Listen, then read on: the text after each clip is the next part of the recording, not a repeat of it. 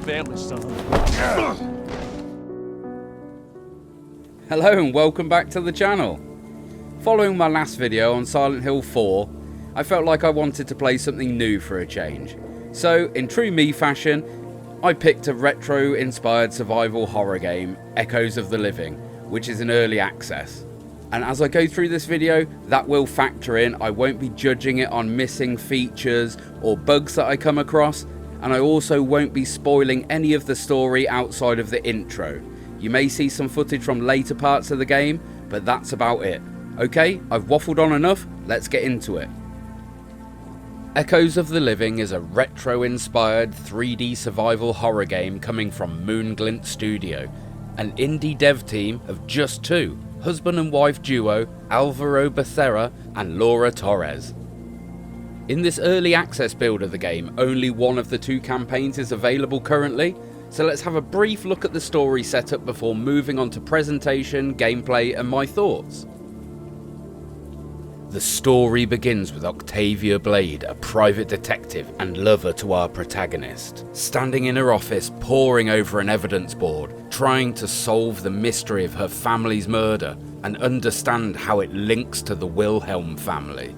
A mysterious figure slides a letter under her door, and after reading it, Octavia grabs her keys and leaves for Wilhelm Manor. When she arrives, she explores the darkened exterior, looking for a way into the property, but to no avail. It looks like every single door is locked tight or barred shut. But after finding the key to the tool shed, she's able to acquire some bolt cutters and cut her way through a locked gate, revealing an open cellar window that she climbs through. She takes a nearby lantern and moves deeper into the deserted house, creeping through the eerie corridors, the lantern being her only source of light. Then out of the inky darkness stumbles a rotting, walking corpse. Backing away, she trips over another undead creature and drops the lantern. Her only option is to run. She barges her way into a nearby bedroom and frantically slams the door behind her, hoping for a moment of safety from the creatures, but only finding more horror. And now being trapped, her only option is to fight.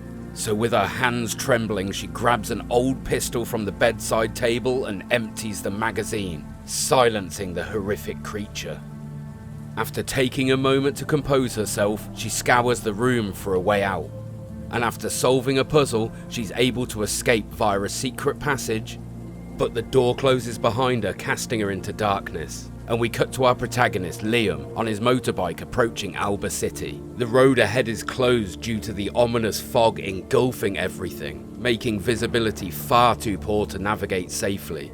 A police officer at the scene instructs Liam to go to the nearest motel and wait for it to clear. So he gets a room and decides to rest while he waits for the fog to dissipate.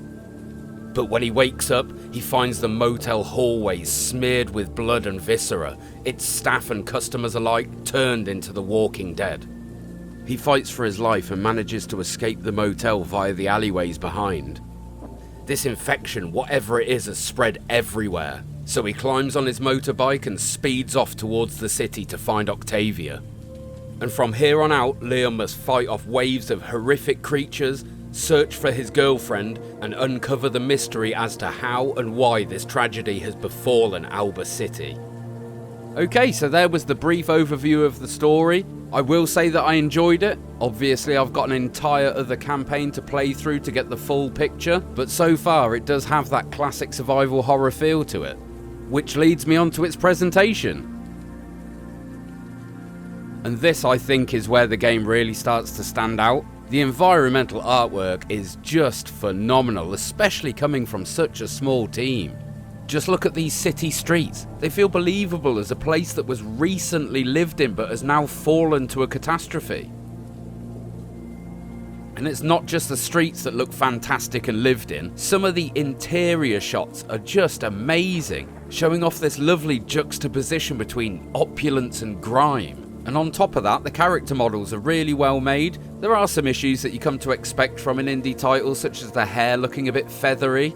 But overall, considering it's an early access game and it's a team of 2 making it, the models really are quite impressive and remind me of the artwork from Code Veronica. But unfortunately, that does lead me on to my one negative about the visuals. The zombies themselves look fantastic and there's an impressive amount of different models for them.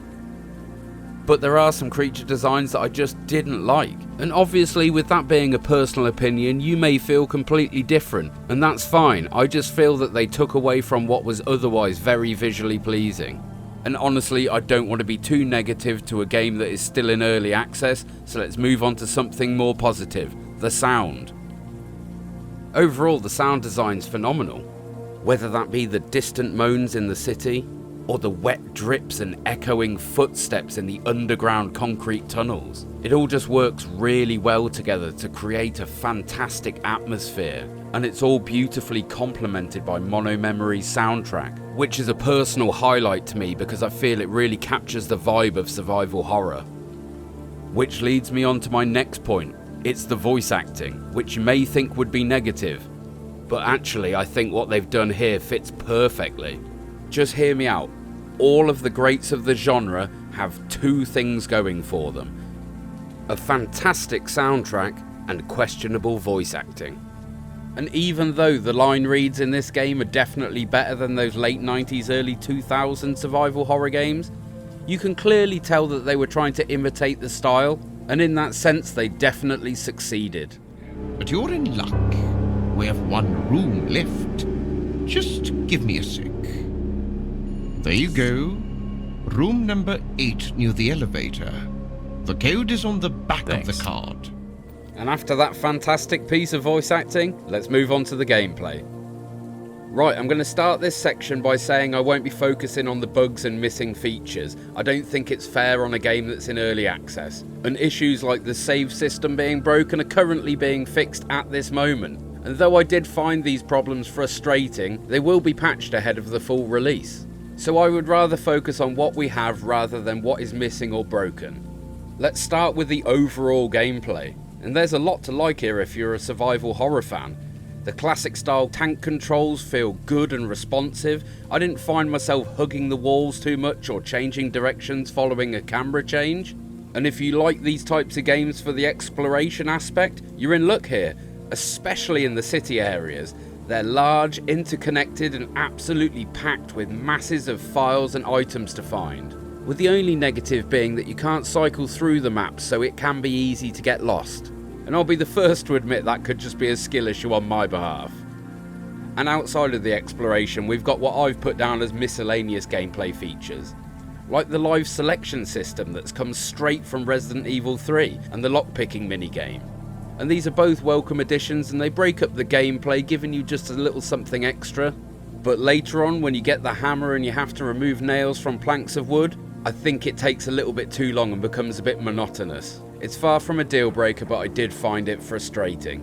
And finally, there's arguably the 2 most important gameplay factors to any survival horror game: the puzzles and the combat.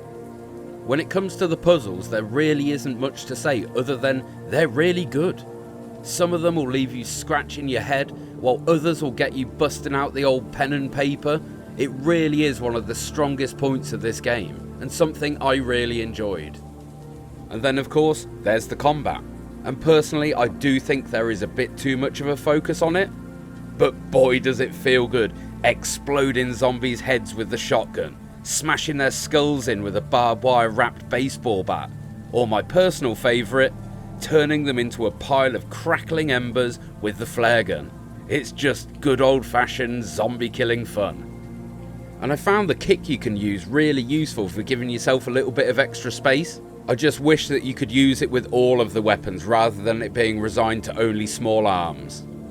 My only 2 real negatives with the combat was the melee weapons break a little too quickly, and there are far too many instances of walking through a door and immediately being jumped by a zombie before you can react. Right, that's it for the gameplay. So what were my overall thoughts? I think this game is something really special, and I understand that it still requires a lot of work, and I'll admit this game isn't for everyone in its current state, but I don't think that's a bad thing, because I believe the feedback that it will get from its community will shape the game in such positive ways that once it releases in full, it could end up reaching a wider market. And if you can look past the bugs and missing features to see the vision of this game, I think it will be clear to you that Moonglint Studios have created a beautiful love letter to the survival horror genre. And seeing just how hard this studio's working to patch this game, I have no doubts whatsoever that when it releases in full, this will be seen as a must-play game for survival horror fans. And there we have it, my views on Echoes of the Living. A flawed but fantastic experience with a bright future. And if you've made it this far into the video, thank you so much for watching. Leave me a comment, like and subscribe. You know I love all of that stuff almost as much as I love you, and I'll see you on the next video.